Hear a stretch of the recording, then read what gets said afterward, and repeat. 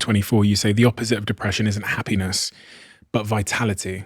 Yeah, that's Andrew Solomon that I'm quoting there. And I thought that really struck me when he said that in his own book and his own TED Talk, because I think that people think about, well, I'm either happy or I'm sad.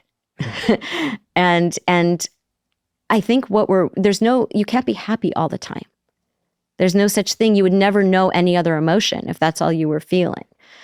So I think that vitality is what people are looking for in life. What is vitality? It's a sense of aliveness. Okay. And this is why people have affairs, by the way. Often when you ask people, why did you cheat when you love your partner? I didn't feel vitality in my life. I felt this sense of aliveness and awakeness when I was with this other person. And it had not much to do with the other person. And it really didn't have much to do with your partner. It had to do with you didn't feel vitality in your own life. And instead of looking at yourself and saying, what can I do to create vitality in my life? I blamed it on my marriage. I blamed it on my partner. I said I was going to find it with this other person. And what they find is, yeah, that works for a little while, but not very long. Does menopause play a role in this?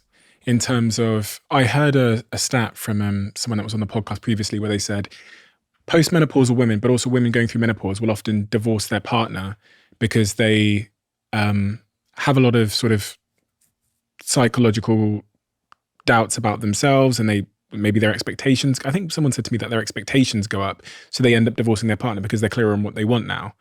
But I was just wondering what role menopause will play in someone's marriage and their expectations, their view of themselves, their chance of maybe getting a divorce. And if you see anything in therapy associated with this.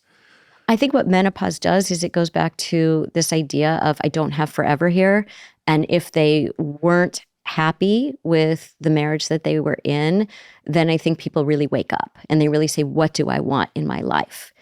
There's a lot of psychological changes that come with, it's not just the hormonal changes, but it's what does that represent? That I am done with that chapter of my life. And I'm halfway through, again, half my life is over. And what do I want to do to more intentionally? Because often women have been serving others. So that's what they've been doing. They've been taking care of other people's needs, whether it's their partners or their children or their parents. They tend to be the caretakers. And now they're saying, wait a minute, I only have this much time left and I really want to find that vitality in my life.